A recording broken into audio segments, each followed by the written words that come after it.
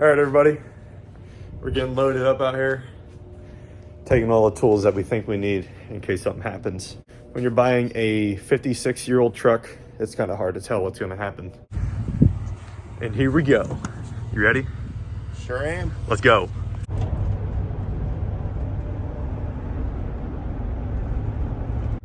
Quick food break.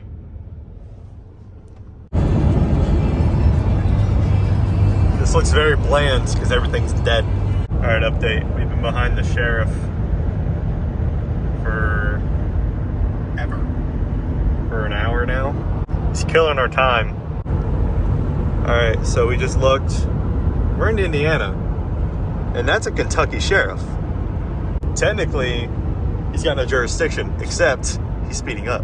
Let's get a quick peep at the license plate. Yeah, look, he's Kentucky, and we're over here in about past Santa Claus, Indiana. See you later, coppers. All right, let's hammer down. We got some time to make up. We're getting there.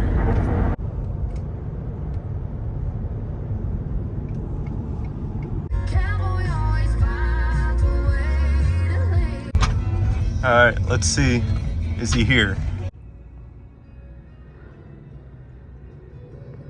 Look at that thing. All right, so we ended up with the truck. Not too happy with the deal, but I wanted it, so I got it.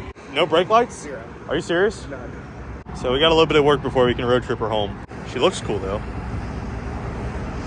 All right, let's see what I'm gonna need. All right, so right now we're just trying to figure out why only one brake is working. There's a bunch of dirt on the spindle here, and it's missing the caging nut for that, so that doesn't back out and come loose. So that's kind of the task we're doing right now.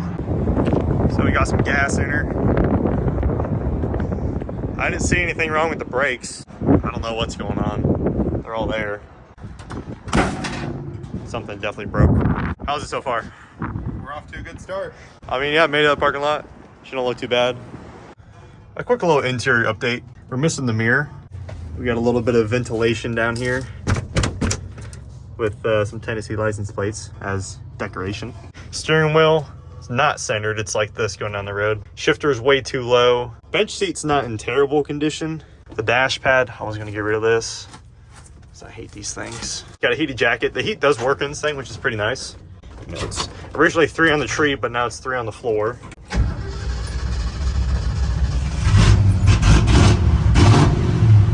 She runs good.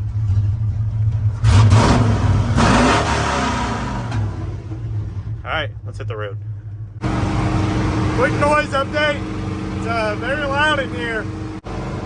Cruising 65 at 3,000.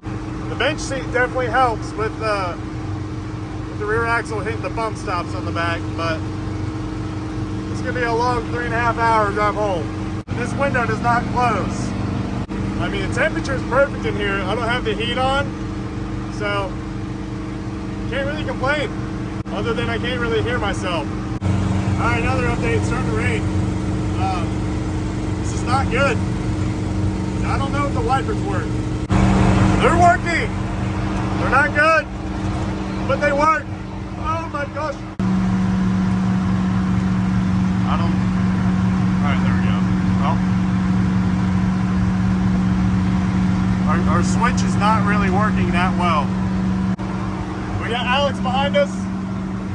We found out we have no brake lights. We have running lights, but no brake lights. Had a little bit of a hiccup where it was bogging super hard and cut down. Acting like it didn't have any fuel. So I let off, put it in neutral, kind of revved it a little bit, and I mean, it hasn't done it for 10, 15 minutes, so I think it's good. I don't know. I mean, there's no way we burned through 17 gallons of fuel in an hour. I mean, overall, first impressions are kind of bad, but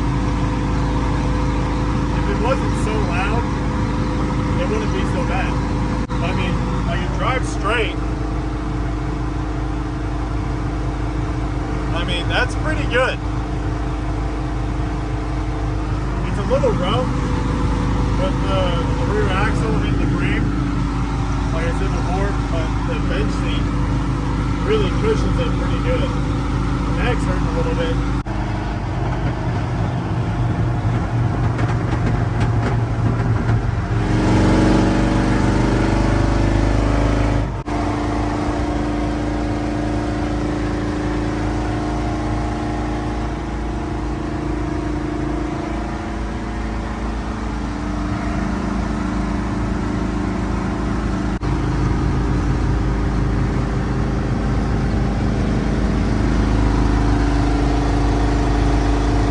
That didn't take long.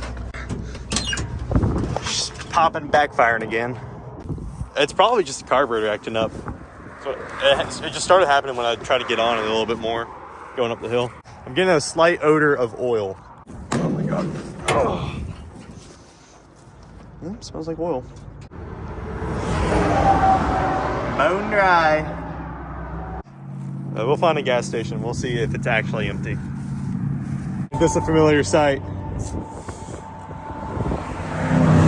Found on road dead. Well, actually, it's just found on road without gas. But I got my breakfast there, and I'm gonna show you guys a little old school trick with these burritos once we get done refueling here.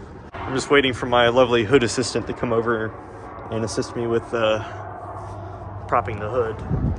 Hood assistant! There we go. All right, so what's really cool about these small little engines is that you can just throw these burritos right on here and they will cook themselves. So you gotta make sure you're not in the way of any linkage or anything. But the problem is this thing leaks oil, so if anything, that just adds a little bit of seasoning. We got her tucked right there, right underneath the carburetor. We'll start with one.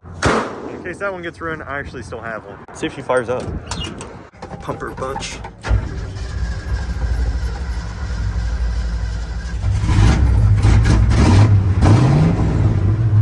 Smokes a little bit. Let's buckle up and go to the gas station. All right, well, we're gonna stop again because she's still lagging just a bit. I hope it doesn't roll. We got fuel. I don't like that noise. No, that's just the air cleaner.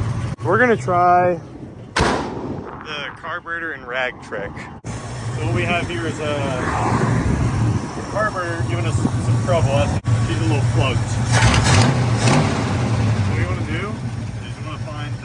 Rag you got. We're gonna see if the truck's gonna run us over, but hopefully not. So you wanna rev it up, put the rag on top of the throttle.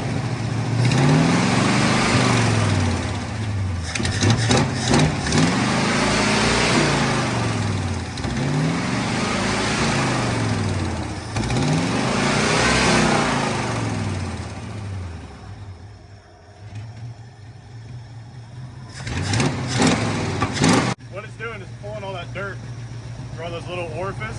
Look, it's running even better now. So with that vacuum that we're creating by covering the intake, it's pulling all the dirt through those little tiny holes in the carburetor. So I think it's just, you know, getting a little gummed up. Oh, it's warm.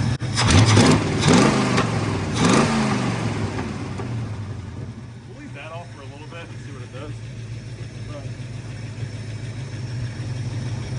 I'd say mission success, maybe? It seemed that I was right.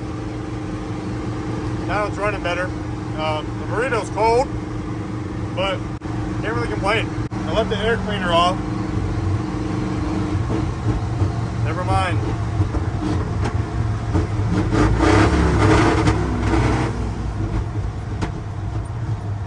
Alright, we're dead. I'll have to put the phone down here for a minute. Alright, so it appears that we are full on gas. So this problem's deeper than I thought. This is getting annoying. The carburetor's running out of fuel. We're gonna try to figure it out.